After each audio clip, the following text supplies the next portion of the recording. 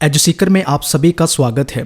इस वीडियो में हम देखेंगे कि कौन से यूनिट से कितने क्वेश्चन आए थे, कौन कौन सी कैटेगरी की क्या क्या कट ऑफ रहेगी वो भी देखेंगे और इसके साथ कौन सी आंसर की है जो वर्थ है चैलेंज करने के लिए उसको भी देखेंगे। सबसे पहले देखते हैं कि कौन कौन से यूनिट से कितने कितने क्वेश्चन आए थे। तो क्रिटिकल थ्योरी से 12 क्वेश्चन आए थे, वेस्टर्न पॉलिटिकल थॉट से 10, इंडियन पॉलिटिकल थॉट से 13, कंपैरेटिव पॉलिटिकल एनालिसिस के 9, आईआर के 10, फॉरेन पॉलिसी के 5, पॉलिटिकल इंस्टीट्यूशन इन इंडिया यानी इंडियन पॉलिटी के 11, पॉलिटिकल प्रोसेस इन इंडिया के 8, पब्लिक एडमिनिस्ट्रेशन के 6 और गवर्नेंस एंड पब्लिक पॉलिसी जो लास्ट यूनिट है 10th यूनिट उसमें से 6 क्वेश्चन आए थे। ये क्वेश्चन ओवरलैप भी हो सकते हैं क्योंकि कुछ हमारे टॉपिक ऐसे होते हैं जो किसी भी यूनिट में हम कैटेगराइज कर सकते हैं, लेकिन मेरे अकॉर्डिंगली ये क्वेश्चन बन और इसके साथ 10 क्वेश्चन पैराग्राफ बेस पर थे। पॉलिटिकल थियोरी के 5 पैराग्राफ बेस्ड क्वेश्चन आए थे, तो टोटल मिलाकर पॉलिटिकल थियोरी से 17 क्वेश्चन आए और कंपैरेटिव पॉलिटिक्स के भी 5 पैराग्राफ बेस्ड क्वेश्चन थे, तो उसको भी मिलाकर टोटल 14 क्वेश्चन आए। यानी पॉलिटिकल थियोरी और कंपैरेटिव पॉलिटिक्स से सबसे ज़्यादा क्वेश्चन आए। और इसी के साथ इंडियन पॉलिटिकल थॉट यानी तीसरे नंबर पर ये यूनिट रहा जिसके 13 क्वेश्चन लगभग पूछे गए यूजीसी नेट एग्जाम में। सबसे कम क्वेश्चन पूछे गए इंडियन फॉरेन पॉलिसी के, जिसमें से सिर्फ 5 क्वेश्चन पूछे गए। इसी के साथ अगर कट ऑफ की बात करें तो एक अप्रोक्सीमेशन के बेस पे बता रहा हूँ कि प्रीवियस ईयर जो कट ऑफ रही है उसके बेसिस पर ये कट ऑफ जो है होनी चाहिए। इससे ऊपर नीचे होने के भी चांसेस है, कोई श्योरिटी नहीं है, लेकिन ये एक आपको रफली आइडिया देने के लिए कि क्या कट ऑफ रहने वाली है, किस कैटेगरी की, जेआरएफ और नेट की, वो आप स्क्रीन पर देख सकते हैं। अगर हम आंसर की बात करें तो ये आंसर को लेकर सारे कन्फ्यूज़ हैं और कह रहे हैं इसे चैलेंज करना चाहिए। इसकी क्वेश्चन ID आप देख सकते हैं 283 है। इसमें कार्ल मार्क्स की जो बुक्स हैं उसको असेंडिंग ऑर्डर में लगाना है, तो इसका मतलब ये है सबसे पहले से शुरू होकर सबसे कम से शुरू होकर बढ़ते जाना है हमने। सबसे पहले कम्युनिस्ट मैनिफेस्टो 1848 में पब्लिश होता है, देन कैपिटल दास 1867 में पब्लिश होती है, critique of the Gotha programme 1891 में पब्लिश होता है और economic and philosophical manuscript publish होती है 1932 को और लिखी जाती कब, 1844 को। तो हमने यहाँ पर पब्लिकेशंस की डेट देखनी है, कब लिखा गया है उसको नहीं देखना। तो इसके अकॉर्डिंगली जो करेक्ट आंसर बनता है वो बनता है आंसर नंबर 3, ऑप्शन 3 BACD, जो नेट की ऑफिशियल आंसर की में यही बता रखा है। तो ये क्वेश्चन को चैलेंज करने की हमें ज़रूरत नहीं है। नेक्स्ट क्वेश्चन है जिसकी क्वेश्चन ID है 288, जिसमें 2 स्टेटमेंट दे रखी है और आपने बताना है कौन सी करेक्ट है। तो स्टेटमेंट 2 जिसमें बताया गया है कि ग्लोबलाइजेशन ने इंडियन सोसाइटी को इम्पैक्ट किया है, ये ट्रू है, इसमें कोई भी कन्फ्यूजन नहीं।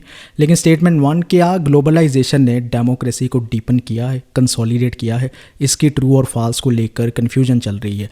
अगर हम इस आर्टिकल को देखें जो डेमोक्रेसी और ग्लोबलाइजेशन में एक लिंक इस्टेब्लिश करता है और ये JSTOR में पब्लिश हो रखा है, उसका लिंक भी मैंने डिस्क्रिप्शन पे शेयर कर दिया है, आप देख सकते हैं जाकर। और इस आर्टिकल के अकॉर्डिंगली ग्लोबलाइजेशन जब इंडिया में आती है तो anti globalisation, anti privatisation India में मूवमेंट्स चलती है, काफ़ी सोशल मूवमेंट्स चलती है, जिसकी वजह से जो एक्टर्स है यानी जो मूवमेंट में ये रोल प्ले कर रहे हैं उन्होंने इंडिया की डेमोक्रेसी को ब्रॉडन और डीपन करने में बहुत बड़ी कंट्रीब्यूशन रही है इस आर्टिकल के अकॉर्डिंगली। ये आर्टिकल के राइटर की अपनी एक ओपिनियन भी हो सकती है, लेकिन इस आर्टिकल में डेमोक्रेसी और ग्लोबलाइजेशन के लिंक को लेकर काफ़ी डिबेट कर रखी है, इसको भी कंसिडर करना चाहिए। तो इस आर्टिकल के अकॉर्डिंगली देखें तो स्टेटमेंट 1 भी ट्रू हो सकती है और उसके बेस पर हमारी ऑप्शन नंबर 1 करेक्ट हो सकता है। और ये एक सजेशन है कि इसको भी हम चैलेंज कर सकते हैं इस आर्टिकल के बेस पर। नेक्स्ट क्वेश्चन है जिसकी क्वेश्चन ID है 287, इसमें असर्शन और रीज़न का क्वेश्चन है, जिसमें रीज़न दिया गया है क्या आइडिया ऑफ गवर्नेंस ओरिजिन हुआ था वर्ल्ड बैंक के थ्रू। यस, वर्ल्ड बैंक की रिपोर्ट के अकॉर्डिंगली ही एक गवर्नेंस का आइडिया, जिसे गुड गवर्नेंस का आइडिया कहते हैं, पॉपुलर होता है और ये स्टेटमेंट अपने आप में ट्रू है। और इसी की तरह जो असर्शन दे रखा है वो भी बिल्कुल ट्रू है कि स्टेट की मोनोपोली को रिप्लेस करने के लिए गवर्नेंस जो है वो प्लुरैलिटी को प्रमोट करता है, ये भी ट्रू है। लेकिन असर्शन का ये रीज़न बिल्कुल भी राइट नहीं है। वो प्लुरैलिटी को क्यों प्रमोट करता है, कैसे स्टेट की मोनोपोली को रिप्लेस करता है, इसका रीज़न होना चाहिए, ये रीज़न नहीं बताया गया है इस रीज़न में। तो ये R जो है इसमें करेक्ट एक्सप्लेनेशन नहीं बनती है एक ही। तो इस क्वेश्चन को भी चैलेंज किया जाना चाहिए। नेक्स्ट क्वेश्चन है जिसकी ID है 290, इसमें 2 स्टेटमेंट दे रखी है और आपने बताना है कौन सी स्टेटमेंट करेक्ट है। अगर हम स्टेटमेंट 1 देखें तो इसमें बताया गया है कि इंडिया के कॉन्स्टिट्यूशन में यूनियन ऑफ स्टेट्स को ऐड किया गया है instead of federation of state की। तो ये ट्रू है, डेलिब्रेटली ही किया गया है, कॉन्स्टिट्यूशन मेकर ने बिल्कुल इसको ध्यान से देखते हुए union of state word add किया था। स्टेटमेंट 2 जो है, क्या यूनियन वर्ड इंडिकेट करती है इंडिया में एक अलग तरह की कोई फेडरेशन को? तो ये फॉल्स है, क्योंकि यूनियन वर्ड अपने आप में कुछ इंडिकेट नहीं करता। इंडियन कॉन्स्टिट्यूशन की फुल रीडिंग करने के बाद हमें पता चलता है कि इंडिया में जो डिवीज़न ऑफ पावर हो रखी है उसके बेसिस पर इंडिया में एक अलग तरीके का फेडरलिज्म है, जिसे क्वाजी फेडरल भी कहा जाता है। लेकिन यूनियन वर्ड अपने आप में ये बिल्कुल भी इंडिकेट नहीं करता कि इंडिया एक अलग तरह की फेडरेशन है। तो इसके accordingly statement 1 is correct but statement 2 is false. यही नेट की ऑफिशियल की में आंसर भी दे रखा है, तो इसको चैलेंज करने की ज़रूरत नहीं होनी चाहिए।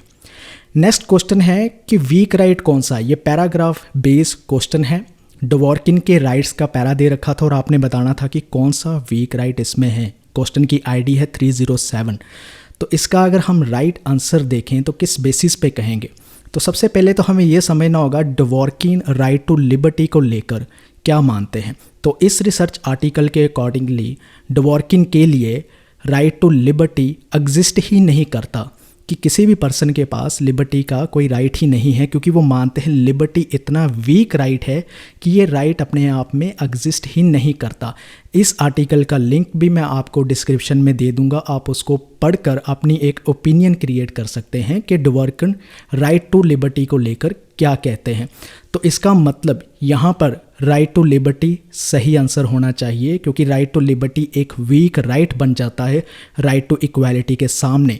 राइट टू प्रॉपर्टी को लेकर भी इसमें कन्फ्यूजन है, क्योंकि नेट के ऑफिशियल आंसर की में राइट टू प्रॉपर्टी का राइट आंसर बता रखा है, लेकिन हमने जो आर्टिकल को देखा उस आर्टिकल की फुल रीडिंग करने के बाद यही समझ आता है डवॉर्किन राइट टू लिबर्टी को एक स्ट्रॉन्ग राइट नहीं मानते बल्कि एक वीक राइट मानते हैं।